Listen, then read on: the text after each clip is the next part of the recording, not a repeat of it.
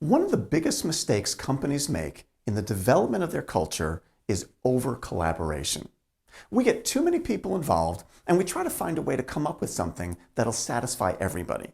And we end up with a watered-down list of behaviors that don't necessarily reflect the vision of the leader. Or maybe we end up with a list that's overly influenced by the loudest voices in the room.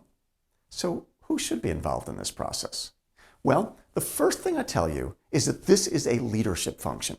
It's one of the principal responsibilities of a leader to define the vision and the direction of the company. The captain of the ship doesn't ask all the sailors, "Hey, does anybody have any suggestions on where you'd like to go today?" No, he says, "This is where we're going. Let's go. Let's make things happen." That's what leaders do. Now, most of you watching this video are probably large enough that you have a senior leadership team, or maybe you're part of a senior leadership team. I'm a big advocate for the inclusion of the senior leadership team in this process, but I'm going to be very specific in my language around this. So notice how I say this. I'm a big advocate for the inclusion of the senior leadership team for your contribution to the CEO's thinking. In other words, if I'm the CEO, I'm including my senior leaders not to make them feel good, but because they're smart and they have good ideas, and their good ideas could influence mine. But at the end of the day, this is not a majority vote or a consensus or let's make sure everybody gets some of what they'd like to see. No, it's what I want it to be, but I'm influenced by the really smart people on my team. And we're definitely not going out to all our employees and asking them, "So, what do you think the values are around here?" I don't care what they think. And I don't mean that in a harsh or derogatory way. I know that sounds terrible. I like to say that this is a design function. We're designing the extraordinary company that we're trying to build. We're not designing it around all the people that we coincidentally happen to have in our company today and what they'd like to see. Some of them may not even be here in the future. No, we're designing it around our vision as a CEO, our picture of the amazing company that we want to create. Again, it's a leadership function. By the way, the primary reason that most companies over-collaborate on this is a very good reason, but there's a fault in the logic.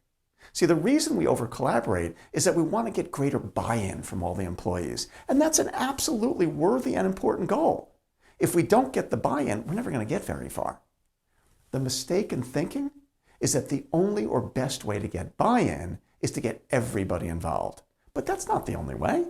We get unbelievable buy-in by how it gets rolled out in the organization. We conduct highly interactive, engaged sessions with all the team members. And by the time we finish the rollout, they're all excited and they're motivated, they're totally engaged, and they didn't have to author it. Again, the goal of buy-in is absolutely important. It's just that there are other ways of achieving that goal without everybody being the author. One more note on this topic. We usually suggest that the best group to participate in the brainstorming is whoever you consider to be the senior leadership team. These are the people that you probably include when you do things like strategic planning sessions. Most often, it's usually a group of maybe like 5 to 8 people.